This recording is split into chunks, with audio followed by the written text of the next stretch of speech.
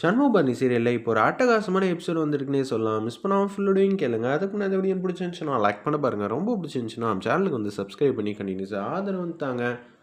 பாண்டியம்மாவை வீட்டை விட்டு துரத்தணுங்கிற மாதிரி அங்கே இருக்கிற எல்லாரும் வந்து முடிவு பண்ணிடுறாங்க. அண்ணன் உன்னால் முடியல, நீ சொன்னா கேட்டு தானே ஆகணுங்கிற மாதிரி அந்த இடத்துல வந்து சொல்கிறாங்க. நம்ம சிவபாலன்லேருந்து எல்லாரும், அத்தை நீ இருக்கிறது எங்கள் யாருக்குமே வந்து பிடிக்கல, மரியாதையாக வந்து பெட்டி படிக்கையெல்லாம் கட்டிட்டு நீ ஏன் வந்து போயிட்டேன்னா நல்லாயிருக்கும். இல்லைன்னு வச்சுக்கிங்க, நீ ஏன் வந்த எதுக்கு வந்தேன்னு ஆராய்ச்சி பண்ண விரும்பலை. நான் இப்போ முத்துப்பாண்டியாக பேசிக்கிட்டு இருக்கேன், உன்னோட மருமகனா. இல்லை, நான் முத்துப்பாண்டி அதிகாரியாக பேசணுமா வேணாமான்னு உனக்கு நானே சந்தர்ப்பம் தரேன் அப்படின்னு சொல்கிறாங்க. என்னன்னே நீ இன்னமும் நம்ம அத்தைக்கு வந்து இவ்வளோ மரியாதை வந்து கொடுக்குற, அப்பா பெரிய கேடினா இது அதுக்கும் மேலண்ணே. என்ன அத்தை நான் சொல்கிறது கரெக்டா? சிவபாலா கொஞ்சம் ஓவராக தான் பண்ணிக்கிட்டு இருக்க. அண்ணே என்னண்ணே இதுக்கிட்டலாம் இப்படி பேசிக்கிட்டு இருக்க? அண்ணனாவது உனக்கு மரியாதை கொடுத்து பேசிக்கிட்டு இருந்தாப்புல, நான் மட்டும் அண்ணன் இடத்துல இருந்திருந்தேன்னு வச்சுக்கியேன், இந்நேரம் வந்து உன்னை தள்ளி விட்டுருப்பேன். இல்லாட்டி இந்த பிரச்சனைக்கு நான் யாரு காரணம்னு சொல்லி மூலதனத்தை கண்டுபிடிச்சி உன்னை நிரந்தரமாக வந்து உள்ளே வச்சுருப்பேன் தெரியுமா? அண்ணன் கொஞ்சம் ஸ்லோங்கிற மாதிரி சிவபாலன் வந்து பேசினோன்னே, இனிமேட்டு இருந்தால் சரி வராது, போதும்ல, இந்த வீட்டில் எனக்கு கிடைச்ச மரியாதை வரைக்கும் போதும், சந்தோஷம், நான் இந்த வீட்டை விட்டு போகிறேன். சும்மா காமெடி கிமெடி பண்ண மாட்டியே, நீ எப்படி இருந்தாலும் இந்த வீட்டை விட்டு போகணும் தான். சின்னத்தை சும்மா நீ வந்து உருட்டல் மிரட்டல்லாம் பண்ணி இந்த வீட்டிலலாம் நிரந்தரமாலாம் தங்க முடியாதுன்னு எசைக்கு வந்து மாஸ் பண்ணுறாங்க. மரியாதையாக இங்கேருந்து போயிடு. அவங்க 2 பேரும் வந்து கோவப்படுறதுக்கு முன்னாடி இந்த வீட்டில் அடுத்த தலைமுறைங்க எல்லாரும் வந்து பேச ஆரம்பிச்சாச்சு. பேசுகிறதுக்கு முன்னாடி வரைக்கும் நீ வந்து மாஸ் பண்ணிகிட்டு இருக்கலாம் அப்படின்னு சொன்னோன்னே, சரியத்தா இந்த வீட்டில் நீங்களே பத்திரமா வந்து இருந்துக்கங்கன்னு சொல்லிட்டு பெட்டி படிக்க எடுக்கலான்னு போகிறாங்க.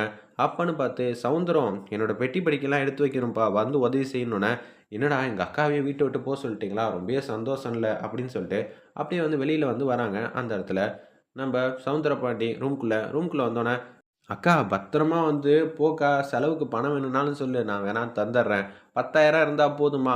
ஓ நீ எனக்கு 10,000 தெரியாடா, இப்போ பாரு அப்படின்னு சொல்லிட்டு ஃபோட்டோ எடுத்து காட்டுறாங்க. ஏய் என்ன இது திருப்பியும் பழையபடி இந்த ஃபோட்டோ பஞ்சாயத்தெல்லாம் வந்து காட்டிக்கிட்டு இருக்க? சவுந்தரம் இந்த ஃபோட்டோ இருந்ததுனால தான் நீ வந்து என்ன உள்ளே வைக்க முடிஞ்சிச்சு கரெக்டா? பழைய பஞ்சாயத்தெல்லாம் விட்டுரு, நான் தப்பிக்கணுங்கிறதுக்காக ஏதோ சொல்லிட்டேன், அதை விட மாட்டியா அப்படின்னு சொல்கிறாங்க. அதுக்கு பதிலாக நான் உன்கிட்ட வந்து மன்னிப்பு கேட்குறேன், வேணா உன் காலில் வேணாலும் விழுவுறேங்கிற மாதிரி சவுந்தரபாண்டி வந்து சொல்கிறாங்க. இது நமக்குள்ளேயே இருக்கட்டும். ஓ நான் வந்து மாட்டிக்கிட்டு உள்ளே வந்து கஷ்டப்படணுமா? நீ 4 செவத்துக்குள்ளே வந்து மன்னிப்பு கேட்டால் சரியாயிடுமா அப்படின்னு சொல்கிறாங்க. வேற என்ன பண்ணணுங்கிற? வெளியில் பார்த்தியா என்னோட 2 பசங்களும் வந்து செம கோவத்தில் இருக்காங்க. ஆமாம் சவுந்தரம், இது எல்லாம் அவங்க பேசுனா நான் அமைதியாக இருந்தேன், ஆனால் உன்கிட்ட நான் அமைதியாக இருக்க முடியுமா? உன்கிட்ட அப்படி என்ன தான் ஆதாரம் இருக்குன்னு சொல்லிட்டு இப்படி துள்ளிக்கிட்டு இருக்க? ஆதாரமே இந்த ஃபோட்டோ தான். நான் மட்டும் இந்த லிஸ்ட்டில் இருக்கிற நகையெல்லாம் வந்து என் கழுத்தில் கால்லையும் வந்து போட்டிருந்தனால தானே நீ இவ்வளோ வந்து மாஸ் பண்ணி என்னை மாட்டி விட்ற மாதிரி இருந்துச்சு. இந்த ஃபோட்டோ எடுத்ததே நீ தான் நான் சொல்ல போகிறேன். அது மட்டும் இல்லாமல் இந்த ஃபோட்டோவை நல்லா உத்துப்பாரு, சைடில் ஒரு கண்ணாடி இருக்குது, அந்த கண்ணாடியில் வந்து தெரிகிற முகம் யாரோடது? உன்னோடது. இது மட்டும் வெளியில் வந்து தெரிஞ்சிச்சின்னு வச்சுக்கிங்க, நீ தான் என்னை மாட்டி விட்டேன்னு தெள்ள தெளிவாக ஆகிடும். அதுக்கப்புறம் என்ன, நீ நானும் சேர்ந்து வந்து உள்ளே வந்து ஒன்றா இருக்க வேண்டியதான். இப்போ நான் இந்த வீட்டை விட்டு போகக்கூடாது, நான் வெளியில் போகிற மாதிரி போவேன். அக்கா நீ தான் என்னோட குலசாமி, நீ இந்த வீட்டை விட்டு போயிட்டேன்னா எனக்கு மனசு கஷ்டமாக இருக்குன்னு அவங்க மனசை மாற்றி என்னை இந்த வீட்டில் நிரந்தரமாக தங்க வைக்கலைன்னு வச்சுக்கிங்க. அதுக்கப்புறம் நீ நானும் வந்து ஒத்துமையாக அங்கே தான் மீட் பண்ணணும். என்ன நான் வந்து சொல்லிட்டா இது எல்லாம் அப்படின்னு சொல்லும்போது, இந்த விஷயத்தை யாருமே கண்டுபிடிக்கல, நீ எதுக்கு தேவையில்லாமல் வந்து ஆராய்ச்சி பண்ணிக்கிட்டு இருக்க? தம்பி கஷ்டப்படுறதெல்லாம் நான், ஆனால் நீ மட்டும் நிம்மதியாக வந்து இருக்கலான்னு முடிவு பண்ணிட்டியா?